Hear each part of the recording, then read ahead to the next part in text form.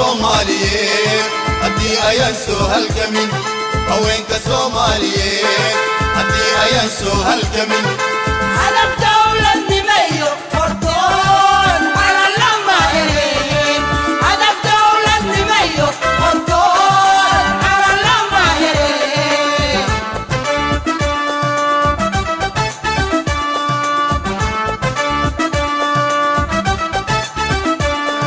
هوين كصوماليين هدي أينسو هالكمين هوين كصوماليين هدي أينسو هالكمين على الدولة النمية فرطون على اللماهرين على الدولة النمية فرطون على اللماهرين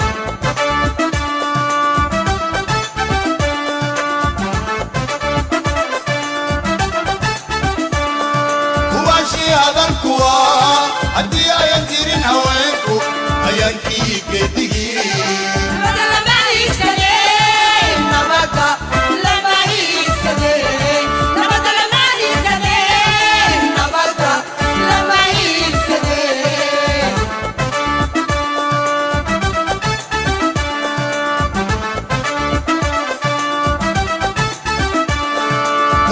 هذا الكوا هدي أينتيرين هوينكو أينكي كتيجي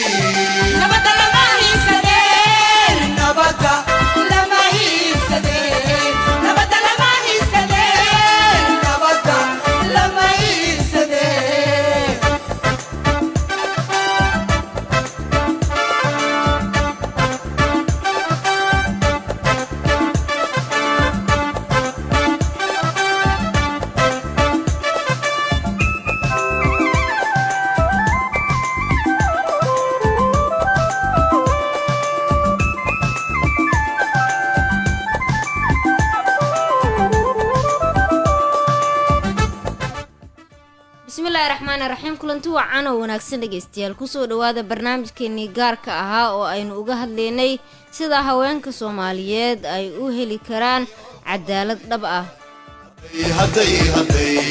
هدي هول قبانيا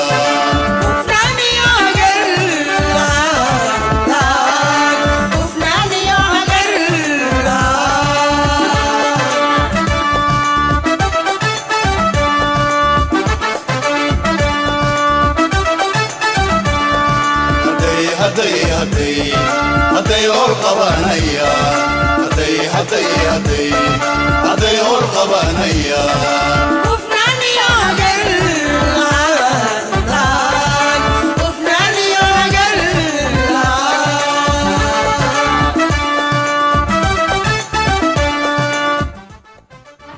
soo noqod wanaagsan dhageystayaal waa barnaamijkeenii aan markaas ugu dabaaldegaynay bisha haweenka adduunka ee Maarso oo markaasi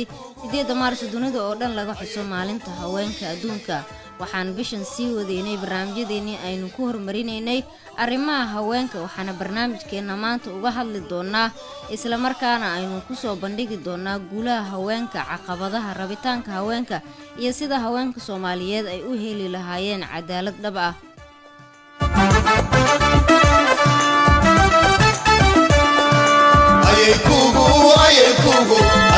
helitaanka nidaam cadaalad oo sinaan ku dhisan ayaa ka mid ah dhibaatooyinka ugu daran ee hortaagan Soomaaliya oo hadda ku sii socota wadadii ay u mari lahayd xasiloonida iyo dib u dhiska dalka haweenka ayaa si gaar ah u wajahaya caqabado si ay cadaalad u heli lahaayeen dib u dhiska nidaamka cadaaladeed ee Soomaaliya waa hawl adag oo u baahan waqti dheer barnaamijkeena maanta waxa uu ka hadlayaa caqabadaha hortaagan in haweenka Soomaaliyeed ay helaan cadaalad fursadaha jira ee uu qofku ku heli karo cadaalad haddii uu dareemo in xaqiisa la duudsiiyay sababta loo doorbidaya habka soo jireenka ah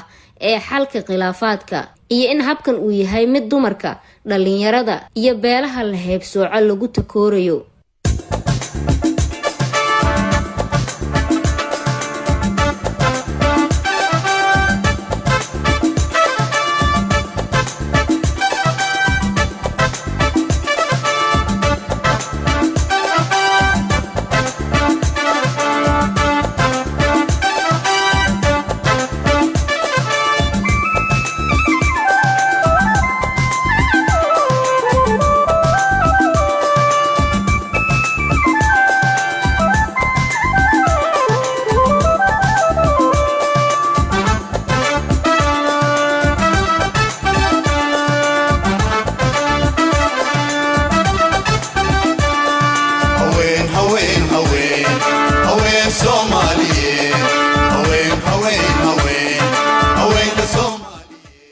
tahay dhegeystayaal barnaamijkeena toddobaadkan waxaynu markaasi uga hadli doonaa cadaaladda iyo sida haweenka Soomaaliyeed ee xadgudubyada mararka qaar ku dhaca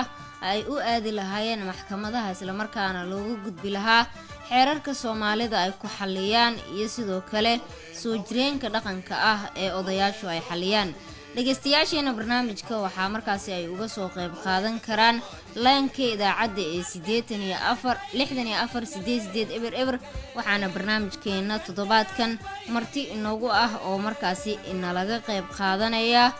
gudoomiyaha iyo aas-aasaha ururka lagu magacaabo Somali Women Development Center SSWDC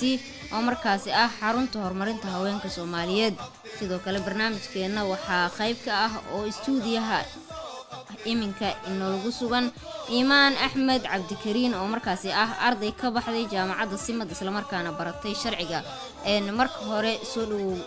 Iimaan, waxaana sharaxaad inooga bixisaa sidii aad ku bilowday inaad barato cilmigan ee markaasi la xiriira sharciga. waad mahadsantahay walaashay sidaad iigu casuumtay barnaamijka.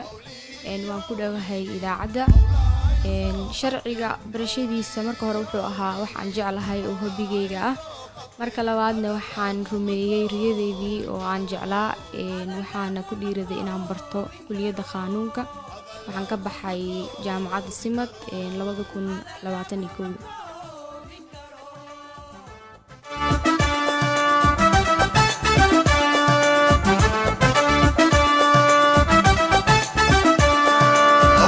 Soomaaliyeed haddii ayaan soo halgamin haweenka Soomaaliyeed haddii ayaan soo halgamin hadaf dawladnimayo hortoon calan lama helin hadaf dawladnimayo hortoon calan lama helin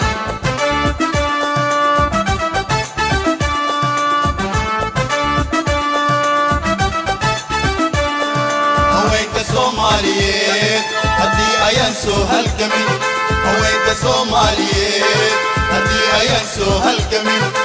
hadaf dawladnimayo hortoon calan lama helin hadaf dawladnimayo hortoon calan lama helin. waa tahay dhegeystayaal barnaamijkeenii ayaan qaybihiisii horumareynaa. waxaan soo dhaweyneynaa maama Sahra oo ah aas-aasaha iyo horumarinta ururka haweenka Soomaaliyeed ee markaasi lagu magacaabo Somali Women Development Center. soo dhawow maama, marka hore waxaad sharaxaad naga siisaa sidii aad ku bilowday ururkan aas-aaskiisa iyo qofka aad tahay dhegeystayaasheena u sharax. bismillaahi raxmaani raxiim. marka hore magacaygu waxaa la Zahra Maxamed Axmed, maama Zahra. ururkan waxaa la dhisay 2010kii. waxaan ku aas-aasay baahi noo muuqatay oo ahayd gabdhaha Soomaaliyeed in ay dhiban yihiin iyo in maxadrada dhinaca sharciga gabdhaha laga kaalmeeyo iyo wixii aan u qaban karno. marka waxaa jiray gabdho maxadrada Nairobi ku nool oo boorka ah iyo gabdho xamar joogo. waa isu tagnay. waxaan meesha ka nooga muuqatay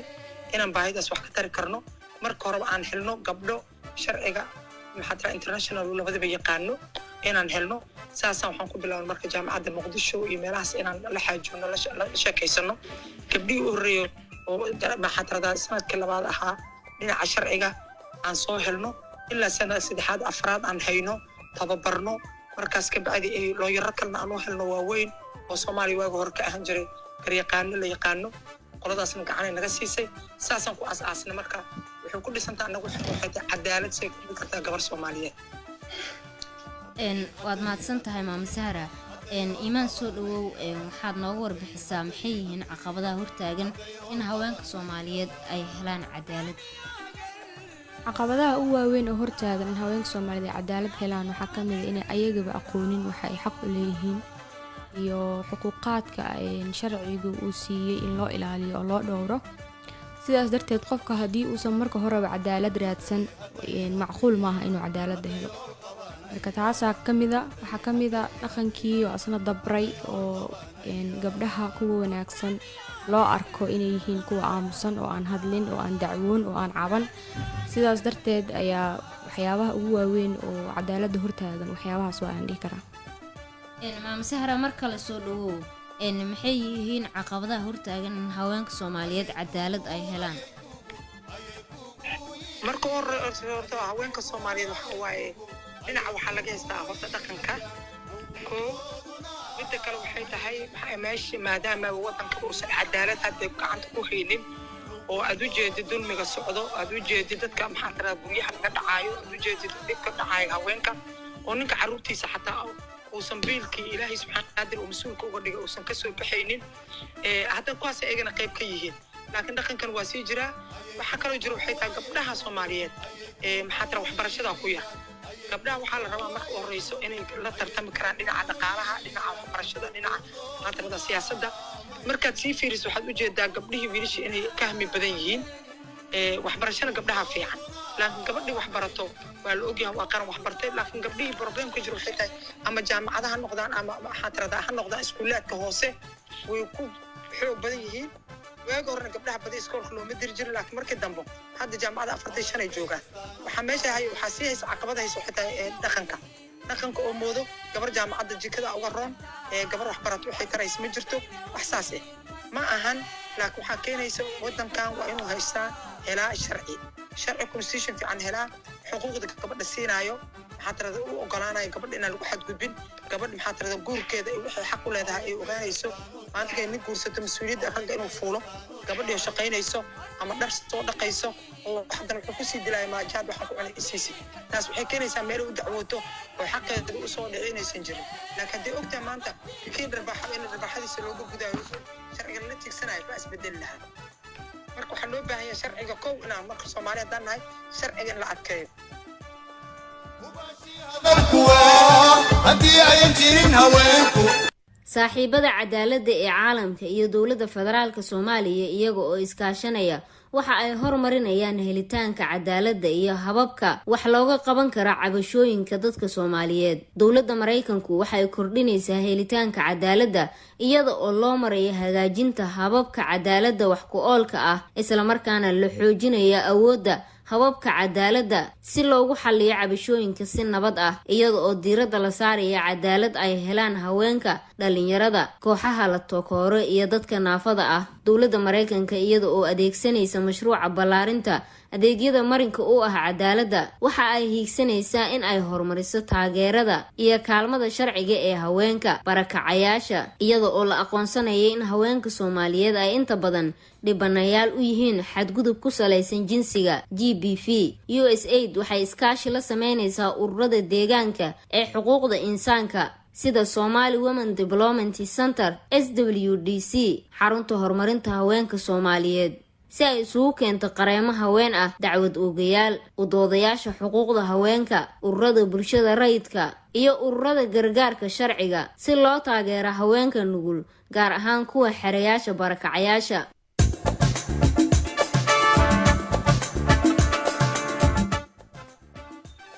barnaamijkeennii qaybihiisa dhexe ayaynu ku guda jirnay maama Sahra mar kale soo dhawow ma u malaynaysaa in mashaariicda horumarinta ay wax ka qaban karaan ee cadaalad darrada fursadna siin karaan dadka markaasi aaminsan amaba lagu xadgudbay oo aaminsan in xuquuqdoodii la duudsiiyay marka horeyso waxa waaye hooyo waxa la helayaa marba hadii la helo mashaariic horumarineed haweenka Soomaaliyeed waxay ka qabiyihiin ku dhibka markuu ku dhaco raba nolosha in loo bedelo ama dhinaca businesska ha bilowdo ama dhinaca ha bilowdo maxaa tirada waxbarasho bilowdo wax badan isbedelayo hooyo hadii dhaqaalahaas loo helo gabadha kale xmaana xataa waxa aniga ku tali jira in dhalinyarada rag iyo dumarba labadaba shaqaaleynta in dhalinyarada la shaqaaleysiiyo haddii ambienta waa isbedelaysaa qofka ku dareemaya ninka rag xataa ku dareemaya in uu maxaa tirada dayacan yahay in fursado dawladeed aysan jirin oo shaqo in aysan jirin qof kasta wuxuu inuu ka bilaabo xildhibaan kasoo qabo magaciisa qofka tirad magaciisa xildhibaan inaan galaan rabaa xildhibaan ka bilowday bari xildhibaanka aad weysid maxaa qabanaysaa wadanka aad qabanaysaa ama wasiir aad ka bilowday hoos in laga soo bilaabo la rabaa dhalinyaradu waa inay aadaan dhinaca farsamada waa inay aadaan maxaa kalluumaysiga waa in beerahaas loo aadaa dadka dhibka qabo oo dhibka soo gaaran waa inay cadaalad helaan cadaalad waxa lagu heli karaa maxkamadda oo cadaalad samayso maxkamadda militariga waa dhisan tahay tii rayidku waa dhisan tahay waxaa la rabaa maxkamadaha inay u soo jeestaan inay cadaalad qaadaan ay u kala faraan qofka waa gabar qofka waa wiil ma jirto maxkamadda horteeda waa la sameeyaa dembiga waa loo sameeyaa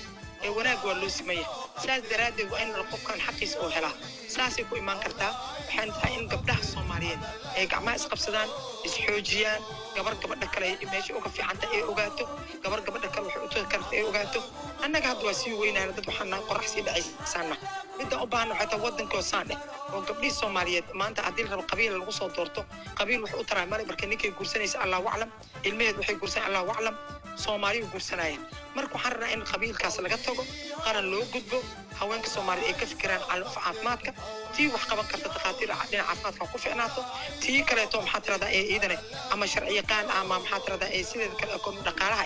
waa in dhaqaalaha lagu fiicnaada haweenka loo naxaa haweenka tabartigar leh ma aha barakacayaasha kaliya waxaa jira dadka guryaha degan dad waxaa jira ijaarka iska bixin kara dad waxaa jira aad u liito marka waxaad ogtaa Soomaali maantana waxaa u jeedin sicirka haddaan hadda ka hadlo soona soo socdo nin kasta oo dukaankiisa joogo alaabta uga timid 2 bilood ka hor ayuu ku daray wuxuu ku daray waxa dad masaakiin ah caruur ee waay marka waxa waa inay dadka gartaan ganacsatada u naxdaa dadkooda ma garatay haddii roob la uusan jirin adigana aad kasii masaakiinta ay siinaysa maanta $50 qofkaasiis wax kuma tarayso oo wixii $50 $100 isku bedeshay kii 100 dhiibi lahaana uu asan dhaqaalihiisa hoos u sii dhacay marka waa inaan ogaano annaga Soomaaliya ah la isu naxo intaan qab waxay tahay cadaalad waxa la heli karaa ummad isu naxayso waxaad helaysaa dawlad cadaalad helaysaa madaxda cadaalad helaysaa cadaaladna waa fiicnaanaysaa laakiin haddii aan maalin kasta ku jirno 4.5 iyo IDB kugu jira hadhinta iyo waxaa tira ceelal ayagoo loo qodi karo marne biyo aan u dhimanay marne biyaha kaadayo waa dhibaato marka aan ka fikirno horumarka la sheego waxay tahay waa in ceelal la dhisaa state kasta oo ku xisaabtama meeqa inaan sanadkan dhis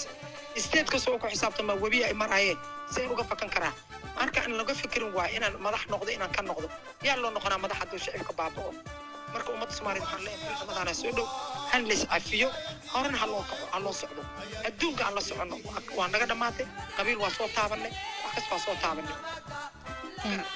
marka taas hala sameeyo antaasay tar ugu jirtaa haddana gacantana la iska gabadha Soomaaliyeed kaligeed ma dulmano ayada ruuxeeda marka qaarkood ka seensi u raadsato ayadoo maxkamadda socotay marka qaarkood la leeyahay nacafi markaas ay ka soo noqonaysaa qofki dambiga waa inuu dambiga gudaa waa in laga gudaa dambiga aakhirna way sugaysaa tii adduun way sugaysaa laakiin sharciga aan samaysanay kaliya lagu socdaan waa oo diinta islaamka haddaan tii lagu socon dhibaatay leedahay marka ilaahay subxaanahu qaadir aan barino abaarta naga bixiyo waxaa tira dawlad cadaalad allahna siiyo iimaankan allah u sugo dadka waad mahadsan tahay Maam Sara iimaan soo dhow cadaaladdu horta maxay tahay mana isleedahay mashaariicdan horumarinta waxay wax ka bedeli karaan qaabkii lagu horumarinayay cadaaladda fursadna ay u heli lahaayeen dadka dhibanayaasha ah cadaaladdu horta waxay tahay xuquuqaadkii marka loo dhooray ama guud ahaan muwaadiniinta loo dhooray in la helo oo sidii shuruucda ay ugu qoran yihiin loo helo loo fuliyo sharciga sidiisa wuxuu ilaaliyaa xuquuqaad wuxuu dadka faraa waajibaad sharciga xuquuqaadka uu dadka faro dadka u ilaaliyo waxaa ka mid ah 3 xuquuq oo aad u weyneed oo ah xaqi nolosha iyo kii maalka iyo kii sharafta iyo cirdiga si guud iyadoo muwaadiniinta Soomaaliyeed ay ka mid yihiin haweenka Soomaaliyeed haddana waxaa si gaar ah loogu ilaaliyo xuquuqaad fara badan oo ayaga u khaas ah sharciga ugu weyn shuruucda markii laga soo tago diinta islaamka waa dastuurka ku-meelgaarka ah qodobkiisa 11aad wuxuu ka hadlayaa sinnaanta in muwaadiniinta Soomaaliyeed lab iyo dhidigba u siman yihiin sharciga hortiisa inay muxuu ahaayeto ka siman yihiin dhaqaalaha iyo muxuu ahaayeto siyaasadda iyo afkaarta inay u siman yihiin isla dastuurka qodobkiisa kaleete muxuu ahaayeto 15aad wuxuu ka hadlayaa nabadgelyada iyo xurriyadda qofnimada waxaa ka mid ah qodobkaas xaqadiisa labaad wuxuu ka hadlayaa in haweenka muxuu ahaayeto laga ilaaliyo oo loo dhowro xuquuqdooda sharafka iyo cirdiga ah in laga ilaaliyo wax allaale wixii tacaddi ah khaasatan sexual basis violenceska in laga ilaaliyo ayuu u ilaalinayaa qodobkaas qodobka kaleete muxuu ahaayeto 25aad ee dastuurka ku-meelgaarka Soomaaliya farqadiisa 5aad waxay ka hadlaysaa horta qodobka guud ahaan wuxuu ka hadlaa xiriirka shaqaalaha iyo loo shaqeeyaha qodobkaasi farqadiisa 5aad ee u dambaysa waxay ka hadlaysaa in gabdhaha laga ilaaliyo haraasmentiga muxuu yahay in gabdhaha jidka loo istaago in muxuu ahaayeto hadallo inappropriate ama dhaqan xumo ah lagula hadlo in iyagoo shaqada ku guda jiraan la isku dayo in lagu xadgudbo oo iyadoo loo adeegsanayo shaqadii la balansado oo la yiraahdo muxuu ahaa hadaa shaqadaada u baahan tahay tacadiyo noocyadaas oo dhan ah marka cadaalad waxa lagu heli karaa marka hore in la ilaaliyo xuquuqda oo uu sharciga u dhowray haweenka mashruuciyada socdana hadaa jawaabta calaad u soo laabto mashruuciyada socda wax badan ay ka bedeli karaan laakiin aniga waxaan aaminsanahay inta aan mashruuciyo la helin ama ayna dawladda wax ka qabanin cadaaladdu waxay kasoo dhismataa kor maahan waa hoos waxaa la rabaa marka hore in ummaddu ay iska dhisto guryaha iska dhisto cadaaladda guryaha ka bilaabataa in reerku aysan kaliya gabadhooda ilaalin ay dhihin guriga ka bixin joog laakiin sidoo kale wiilkooda inay wax u sheegaan oo ay dhahaan gabadha islaameed ee wadadaas maraysa ka nabad hesho haddii ay ka nabad heli weysana waxa waay mustaqbalkaagaad ku waayi kartaa xabsiga ku muteysan kartaa waa lagugu dili karaa yacni wiilkooda naftirkooda inay ilaahay uga baqaan oo u turaan oo wax u sheegaan oo waaniyaan waa wax loo baahan yahay haddii aanan cadaalad guryaha laga helin oo aan bulshada dhexdeeda laga helin mashruucyo la keenaa waxba matali karaan sababta oo mashruuca iyo hay-adda waxay keento gabadhi haddaanay doonanayn oo inay cadaalad ka helaysa ay aaminsaneen ama aysan maxkamadihii aadeen ma heli karta cadaalad waad mahadsan tahay maam Saara mar kale soo dhawow adigoo ah gudoomiyaha xarunta horumarinta haweenka Soomaaliyeed SWDC dadaal noocee ah ayaad samaysaa oo lagu taageerayo haweenka Soomaaliyeed si xuquuqdooda loo ilaaliyo aad u mahadsantahay markuu rabsan anaga saddex dhinac ka taageernaa haweenka meel waxay tahay dhaqaalaha gabadha markuu dhib ku dhaco oo maxaa tiraahdaa ama kufsi ha noqoto ama ilmo agoon ay haysato ama dayacaad kale ku timaado ama ninkeeda oo wax ku sameeyo oo dilo ama qaar hadda waxa jira midi ibrahinayo qaar in caruurta waxaas ay ku yimaadaan qofkan waxa loo sameeyaa marka hore uu dhimrin ka bacdin waxa waay marka hore familkeeda iyo dadkeeda la hadlo in bal ninkan uu mas'uulka uu san noqon karin gabadha marka dhibkaas soo marto waxaan u sameeynaa marka shaqo abuur wax la yiraahdo gabdhaha la baraa 6 bilood oo train ah jirto oo la baraayo xirqaankii xindhihii madaxaas uu shaqeyneed cunno kariskii waxaas oo dhan la baraa gabadhaas markaas waxay sameynaysaa maxaa tiraahdaa arinta oo dhaqaalaha waxay soo galaysaa markay 6 bilood u dhamaatay lacag yar oo gacanta laga saaray lacagtaas yaray dukaan wax ku furanaysaa dhinaca kale waxaan ka taakuleynaa xataa gabdhaha wax bartay oo ayagana siyaasadda dhahaan in political se uga qayb galaan ayagana aan soo dhisno oo maxaa tiraahdaa sharciyada iyo la baro sidii ay ku gaari lahayd marka hadday jaamacad soo dhamaysay waa kala level waaye iyo haddii ay markaas tahay candidate-kan hadda oo maxaa tiraahdaa iska la leeyahay doorasho ma jirtay xulashada marka midaas waxay tahay wax ku tusaysaa haweenka Soomaaliyeed markay meel ugu bataan waxaan u ordayn waxay tahay in ay sharciyadii haweenka ama caruurta kaalmeynaayo oo ha noqoto waxa dudubka jinsiga ha noqoto ama caruurta koodi in ay dhaqan geliyaan oo lagu shaqeeyo oo markaas cunugii la askareynaayo ama 18 sano ka yar ama cunugii dhibaato ay soo gaarto cunugii sharciga lagu qaadi lahaa gabadha dhibaato ay soo gaartay sharciga lagu qaadi lahaa haddaan sharciyada loo diyaarinin wax ka soconaya ma jirto dhibkaas lagu jiraya marka anaga gabdhaha intaas u dadaalnaa wixii loo qaban karo oo qabanaa laakiin aad waxaan u tixgelinaa gabdhaha jaamacadaha ka soo baxay kulliyadda sharciga qaanuniga oo ayaga hore u yaqaanay ka bacdina aan tababar siino oo ah sidii u noqon lahayn mideeda kale cadaaladda iyada ruuxeeda waxa waaye waxay ka bilaabanaysaa deegaanka guriga ka dhex maahan degmada ruuxeeda waxaan isku daynaa inaan hooyooyinka ku nool iyo dhalinyarada ku nool aan barno qofkan inuu markii lagu xadgudbo uu tegi karo darisaa dirir karo caruurtooda dirir karo shaqada hadid on gudil la dadkaas heshiisiinay dirsheenta u sheegay qofkii la kari waa markaas ka bacdi ayagu isla socdo ay geeyaan degmada marka waxaas oo dhan waxay tahay waa in hoos laga soo bilaabaa dawladnimo korka ma bilaabato hoos ay ka soo bilaabataa waxaad ogaatiin ummadda dhalinyaradan maanta shaqo la'aanta ah ama maxaa tiraahdaa hooyooyinka guryaha ku nool Soomaalida anagu mid la sida caasimada waa xamar mid la degan yahay hadda xamar oo kale mid u baahan tahay nadaafad u baahan tahay isku warqab u baahan tahay dariseenta u baahan tahay maxaa tiraahdaa 23 u baahan tahay oo maanta qofku cusub soo dega ay garan karaan dhinaca security inay amniga iska kaashadaan dhinaca maxaa tiraahdaa iska kaashadaan daris wanaagga oo diinta islaamka aad aragteen dariska si uga hadashay in kuwa kula dhashay iyo ay ka hormarayso iyo qabiilka la sheegayo dariska uu ka hormarayo nadaafadaa jirto caasimadaa la degan yahay oo ay u jeedaan dhibaatada jirto bidijka biyaha fariisanayo waxaa go-ayo marka qaarkood jidka la mari lahaa ganacsiga duuga aan waxaa meesha ku baaba'ayo waxay tahay hooyada soomaalida suuqa soo adeegan lahayd qarashkan magaciisiga oo zaa'idka oo baxaayo waxaasoo dhan waxaa lagu gaari karaa in daris wanaag laga soo bilaabo aan isu magaciis garayno aan ogaano xaafadda tartamaan xaafadaha dhismaha lagu tartamo nadaafadda lagu tartamo taasaan qaba aniga oo gudoomiyaha degmada uu noqdaa mid degmadiisa dhex degan oo xildhibaanka uu noqdo mid degmo asal ka tirsan oo wasiirka uu noqdo mid degmo ka dhisan laakiin haddii dowladdan meel degan tahay baarlamaanka meel degan yahay shicibka meel degan yahay maxaadara biliiska iyo isku soo haraan shicibka dhibaataa ka imaanayso marka soomaaliya waxay u baahan tahay hooyo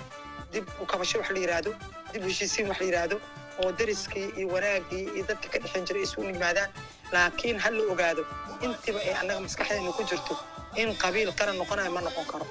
midaan ka waana xitaa gabdhaha yaryarka ah iyo wiilasha yaryarka ah yaan la magaciis garayna yaan la maskaxdooda la bedelin horumarinta adduunka la gaaray qabiil laguma gaarin cid qabiil doorasho ku dooratay soomaaliya laga arkay adduunka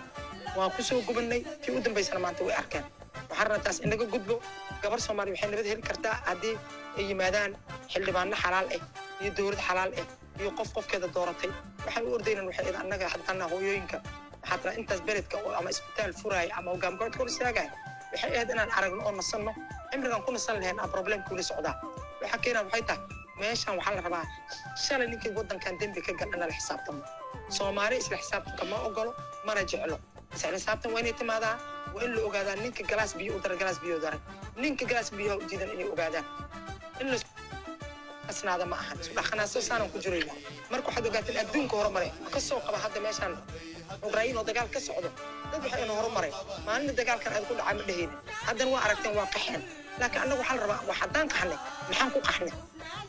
maxaanse markaan soo noqon ka faa'iidaysanay marka lesson learn ma jirto laga raalaado daan ku dheeraada ama toobka aan ka baxay laakiin midaan rabno waxay tahay soomaali gacanta inay isqabsato ninka xun waa xun yaha andhaha kii fiican waa fiican yaha andhaha ninka dadkan wuxuu qabtan oo noqdo qabiil ha ku soo doorta laakiin inta markaa timaada xasuuso gabadha maskiinta ah gabadha ay dibbiida ku jirto gabadha curyaanka ah gabadha indhahala waxay u baahan tahay qof u dooday u baahan tahay oo sameeyo haddan waxaan leenaha gudiin aan ka hadalno kufsi aan ka hadalno waxaas adduunka waa laga gudbay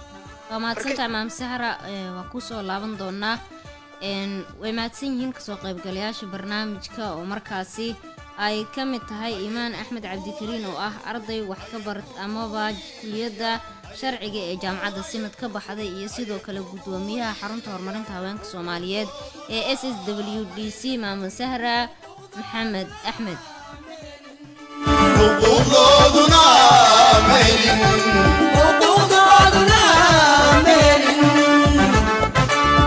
soomaaliya waxay la ildaran tahay dowladnimo liidatay iyo sharciga oo aan weli loo bislaan muwaadiniinta soomaaliyeed waxay halgan ugu jiraan in cabashooyinkooda lagu xalliyo si cadaalad ah maadaama inta badan ay la kulmaan dhaqamo takoor ah aan si fiican looga warqabin xuquuqdooda islamarkaana aysan lahayn hay-ado dowladeed oo si toos ah ugu shaqeeyo oo dabooli kara baahiyahooda cadaaladda helitaanka cadaaladdu waxa ay si gaar ah ugu adag tahay qaybaha bulshada la haybsooco oo ay ku jiraan haweenka dhalinyarada barakacayaasha gudaha xubnaha qabiilada ee la haybsooco iyo dadka naafada ah mashruuca ballaarinta adeegyada marinka u ah cadaaladda ee USAID waxa uu kor u qaadayaa ka qaybgalka bulshada ee helitaanka cadaaladda waxa uu kordhinayaa tayada iyo helitaanka adeegyada cadaaladda waxa uu fududeynayaa in dhinacyada dhiban ay maraan wadooyinka cadaaladda ay ka jirto mashruuca USAID waxa uu sidoo kale xoojinayaa awoodda iyo joogtaynta ururada cadaaladda ee diiradda saaraya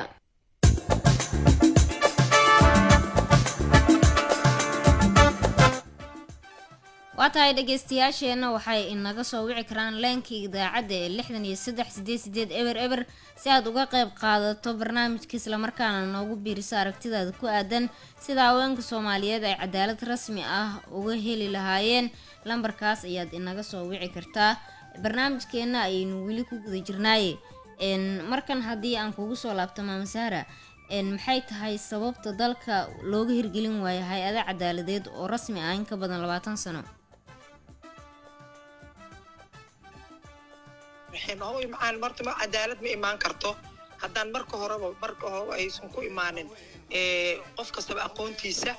uusan meesha kusoo istaagin taas ay hod ka bilaabanaysa cadaalad tartan loo gelin jagooyinka loo tartamin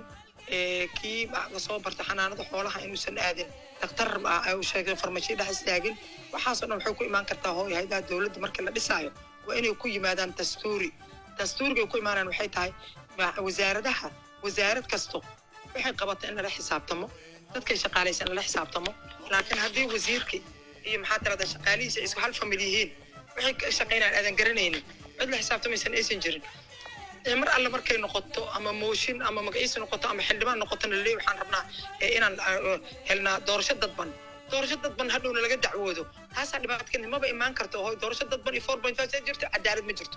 qabiilkan a 5 ka dhigtay maadaa ka dhiga mise waxa waa dad Soomaaliyeed waa maxaa beenta loo sheegaya wax haddii la qaybsanayo 5 meel oo israa'iil la qaybsado waa la isku garan karaa xal maahan waxaan moodaa lagu leeyahay waa xalan moodaa maahan xaq maahan waxaas ma soconayso meeshaan 4.5 daan laga tegin hooyay maanta iyo berri danba waa lagu jirayaa sharciga maxaa la aadi karaa marka qofkii madax noqdo chance la siiyo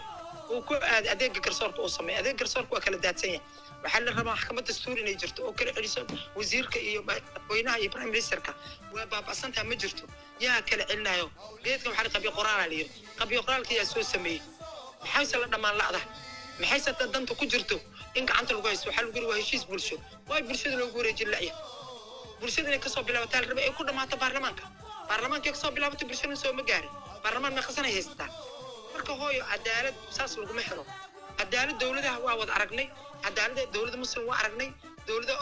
confederal waa aragnay dawladda federal waa aragnay meel ay ka socoto Soomaaliya wax ka socdo ma jirto federalism lagu leeyahay inta ban madaxweynaan qabnaa madaxweyne kasta xor ka badgud in loo dhigo madaxweyne kasta xor dastuurkiisa asaga inuu saxdo madaxweyne marka nin gacantiisa ku xukumaayo ma loo qaban karaa shacabkan taas ku jiray reality laga hadlo waa baarlamaanka iyo fulinta iyo waxa waay dhinaca magaciisa iyo maxkamadaha ahay way ka madax banaayihiin haka madax banaanadan see lagu soo dooranaya aqoontoodu inay timaadaan maxkamad qof ka tagtay oo cadaalad ka weysay ama meelaha ku ooynayso maxaa jira maxkamadda ruuxeeda waxaa la rabaa qofkan muxuu ku yimid aqoon ku yimid degmooyinka dhan ku taala degmada maxkamadda la keenay waa in qof degmada la xisaabtan karta ay noqoto degmadii waxa dhici karta maxkamadda iyo stationka inay isla soconin marka meeshaan hooy ma la imaan karo 4.5 intaad ku jirto waxaad dadnimo ku tahay markaad tiraahday calin waa rabaa ismaan marin laakiin hadda intaas la helaynin waxa waa saan leen ku jiraynaa dhibaato lagu sii jiraa maarksan raadi ka hadla ama TV ka hadla ama kan dhaama jirto waxa ku baabay carruurta Soomaaliyeed ma garatay hadda waxa uu idin sheegay waxa isbitaal waxa la haystaa maanta hooyooyinka ay ku dhalaan Soomaaliya isbitaalka carruurta la haystaa laba isbitaal oo wadankan ka joogto labada isbitaal oo ka joogto ma xoog la saaro ma dadka laga gaskireeyo ma isbitaalada kale la kontrolo ma la ogaado wax ka dhaca qofka calooshiisa asoo ay qalan tahay marka qaarkood naga qaata la leeyahay waxa dhacaya dadka masaakiinta jiro dhacayo lacag zaid noo socota daawo ma arkay isbitaal in analysis ka qaadid ku dhahayo okay caafimaadkaaga buuro baya inaad martid waa farmajooda aad martid taas xaraam yaa kontrolay daawada quality control ma leh waxaasna waxa lagu yeer karaa hooyo baarlamaan xalaal ah iyo dawlad xalaal oo doorato iyo shacab ilaa hebel waa rabaa hebel marab waad mahadsantahay Maam Sara waa kugu soo laaban doonaa waqtiga oo nahay dartiis 86 eber ayaad dhageystayaal naga soo wici kartaan si aad barnaamijka uga qayb qaadataan isla markaana aad uga aragti dhiibataan dalka sidee markaasi haweenka Soomaaliyeed cadaalad ay ugu heli karaan qofka qadka ku jira halaw dhageysta soo dhawow السلام عليكم. وعليكم السلام سو دhow walaal magacaaga halkaad joogto waa dhawa farxiyo adii saaxiibada barnaamijka martida dhammaantiin galab wanaagsan bal ka aragti dhiiba dhageest mawduuceena galabta waa maasanta farxiyo horta markii la yiraahdo cadaalad wadankeena markii laga hadlo cadaalad masaalo cadaalad haweenka iyo dhammaan ummadda laga galay yani darada loo dilayaa ama lagu sameynayo waxyaabaha aan macquulka ahayn oo ilaaha sideen cadaalad laakiin waxaan aaminsanahay haweenka inay yihiin lafdabarka bulshada hooyo Soomaaliyeed oo maanta waxa ay qabato qof rag oo qaba kara maanta ma jiro sidaan aniga aaminsanahay kursiga waa batay waxyaabaha qaar oo la sameynayo haweenka waa bateen laakiin mar walba waxaan ugu baaqayaa haweenka Soomaaliyeed inay isku duubnaan